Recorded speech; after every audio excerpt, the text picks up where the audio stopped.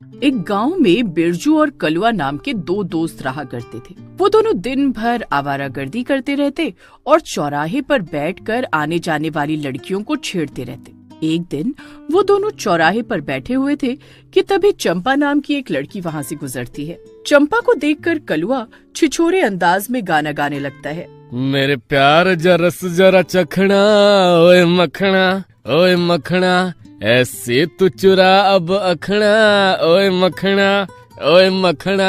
कलवा की बात सुनकर चंपा बुरी तरह से क्रोधित हो जाती है। चंपा बिरजू और कलवा की ओर देखकर गुस्से से कहती है, तुम दोनों को शर्म हया नाम की कोई चीज है या नहीं? दिन भर निठल्लों की तरह गांव के चौराहे पर खड़े लड़कियों को छेड़ते रहते हो। चंपा की बात सुनकर कलवा छिछोरी हंसी हंसते हुए बोलता है, अरे चंपा रानी, तुम्हें देखकर खुद ब खुद गीत गाने को मन करने लगता है। तुम दोनों धरती पर बोझ हो और इस गांव के कलंक हो। चंपा क्रोधित होती हुई वहाँ से चली जाती है। कुछ देर बाद बिरजू और कलवा गांव के खेतों की ओर जाने लगते हैं कि तभी उन्हें रास्ते में मुखिया मिल जाता है। बिरजू और कलवा, तुम दोनों की आजकल बड़ी शिकायतें मिल रही है। अरे मुखिया जी, हम दोनों गांव के बाके नौजवान हैं और जवानी में तो शिकायत मिलती ही है।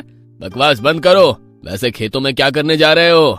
अरे हम दोनों का अमरूद खाने का बड़ा मन कर रहा है मुखिया जी, तो सोचा जमींदार के खेत से चुराकर अमरूद खा लें। काम के ना काज के, दुश्मन अनाज के।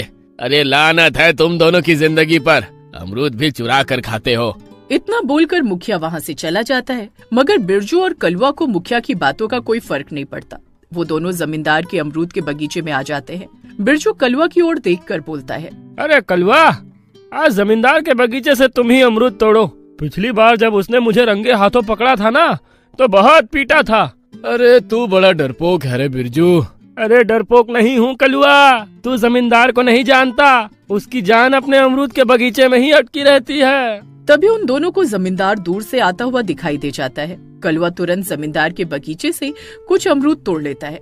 ये देखकर जमींदार क्रोधित होता हुआ उन दोनों की ओर देखकर बोलता है, अगर अपने बाप की औलाद हो तो वहीं रुक जाना बिरजू और कलवा। आज मैं तुम दोनों को छोड़ूंगा नहीं। तुम्हारी हिम्मत कैसे हुई मेरे अमरूद तोड़ने की? बिरजू और कलवा दोनों भागने लगते हैं। जमींदार भी उन दोनों के पीछे भागने लगता है। अरे बिरजू भाई, ये जमींदार तो हाथ धोकर ही पीछे पड़ गया। अरे भागता रहा कलवा, मैं तुझसे कह रहा था कि जमींदार की जान अपने अमरूद पर ही अटकी रहती है। अरे वो सब तो ठीक है, लेकिन हम भागकर कहाँ जाएं? बस भागता रहे। वो दोनों भागते हुए जंगल की ओर चले जाते हैं। कलवा बिरजू से कहता है, अरे बिरजू भाई, ये तो वही जंगल है जहाँ गांव वाले डर की वजह से नहीं आते। कहते हैं यहाँ पर डरावनी डरावनी आवाजें आती हैं। सही कह रहे हो कलवा भाई, लगता है जमींदार इसी वजह से यहाँ तक नहीं आया। चलो बिरजू भाई, अरे जब यहाँ तक आ ही गए हैं तो अमरूद खाने का थोड़ा सा मजा ले लिया जाए। इतना बोलकर वो दोनों अमरूद खाने लगते हैं।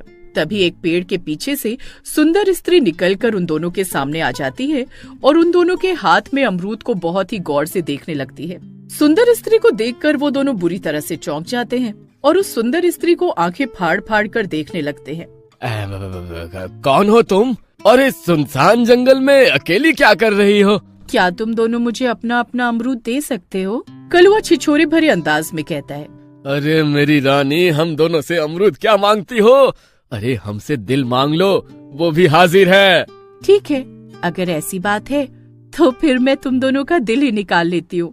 इतना बोलकर वो सुंदर स्त्री एक चुड़ैल में परिवर्तित हो जाती है। अरे बिरजू भाई, अरे ये तो चुड़ैल है। अबे मुझे भी दिख रहा है, ये चुड़ैल है। अरे मुझे लग रहा है ये हम दोनों को जिंदा नहीं छोड़ेगी। कलवा डरते हुए चुड़ैल से कहता है, अब चुड़ैल जी, तुम्हें अगर अमरूद लेना है तो ले लो, लेकिन हमें यहाँ से जाने दो। अरे मेरे मखना, इतनी भी क्या जल्दी है?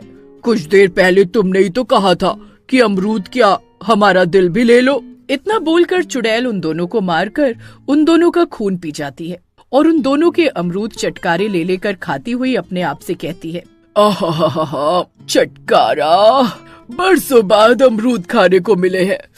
इन्हीं अमरूदों की वजह से मैं चुड़ैल बनी थी। अब मैं सबको मार दूंगी। इतना बोलकर चुड़ैल वहाँ से गायब हो जाती। नास पीटे, मेरे अमरूद तोड़ कर ले गए। मुझे अमरूद चोरों से बहुत नफरत है। तभी वहाँ पर वही चुड़ैल प्रकट हो जाती है। चुड़ैल को देखकर जमींदार बुरी तरह से घबराते हुए चुड़ैल से बोलता है, चुड़ैल, अरे चुड़ैल, अरे बचाओ रे भैया, अरे मेरे अमरूद के बगीचे में चुड़ैल। चुड़ैल गुस्से से जमींदार से बोलती है, क्या कहा तूने? तुझे अमरूद चोरों से नफरत है? मुझे सब याद आ गया। बरसों पहले यही बगीचा तेरे दादा का था। उसने मुझे अमरूद के कारण बहुत अपमानित किया था। वो तो नरक चला गया, अब तुझे मैं नरक पहुंचाऊंगी।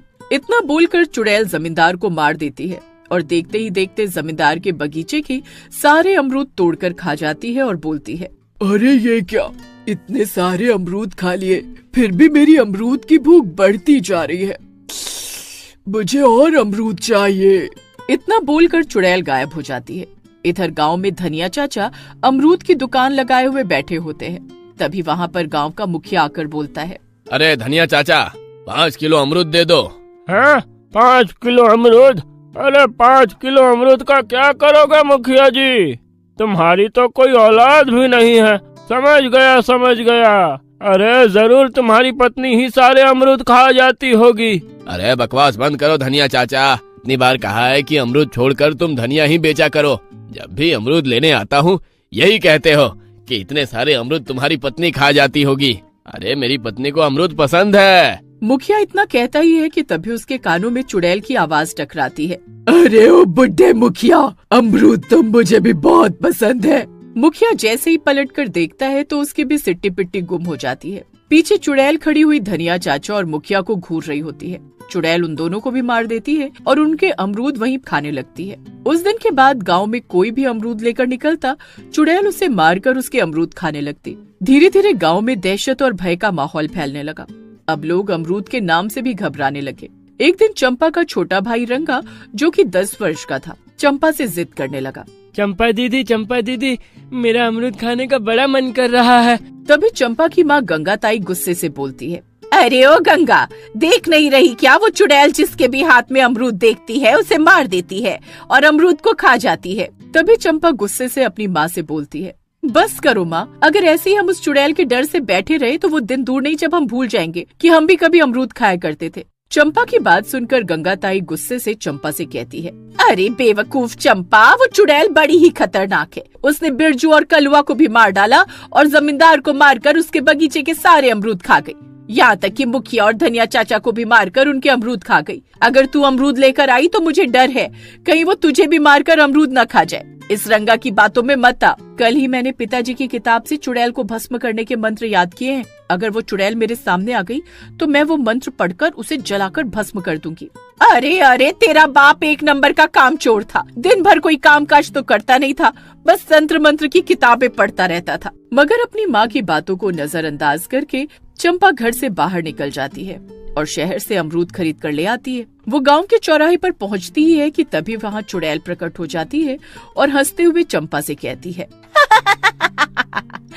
इन अमरूद को मैं खाऊंगी। तूने जितने अमरूद खाने थे ना, खा लिए। इतना बोलकर चंपा मंत्र पढ़ने लगती है और चुड़ैल के शरीर में आग लग जाती है। अरे ये क्या किया तूने? शक्ल से तू तांत्रिक नहीं दिखती, तुझे ये मंत्र कैसे याद है? ये मंत्र मैंने अपने पिताजी की किताब से पढ़े थे। अब बता, तू लोगों को मारकर उनके अमरूद क्यों छीन लेती है? बरसों पहले जब मैं जिंदा थी तब मैं अमरूद चुरा चुरा कर खाती थी। एक दिन मैं जमींदार के दादा के बगीचे से अमरूद चुरा कर खा रही थी कि तभी जमींदार का दादा वहाँ पहुँचा। मैं उसे देखकर भागते हुए जंगल की ओर चली गई। भागने में मेरा पैर फिसल गया और मेरा सर एक पत्थर से टकरा गया और मैं मरकर चुड़ैल बन गई। लेकिन चुड़ैल बनने के बाद मैं उस इलाके से बाहर नहीं आ पाती थी क्योंकि मैंने किसी का खून नहीं पिया था। कुछ समय पहले जब कलुआ और बिरजू वहाँ पर आए तो मैंने उन दोनों को मारकर उनका खून पी लिया और फिर मुझे इलाके से बाहर निकलने की शक्ति मिल गई। अमरूद मेरी कमजोरी है। लेकिन तूने बहुत से निर्दोषों को मारा है। इतना बोलकर चंपा फिर से मंत्र पढ़ने लगती है और चुड़ैल जलकर राख हो जाती है और उस दिन से अमरूद वाली चुड़ैल से गांव वालों को मुक्ति मिल जाती है।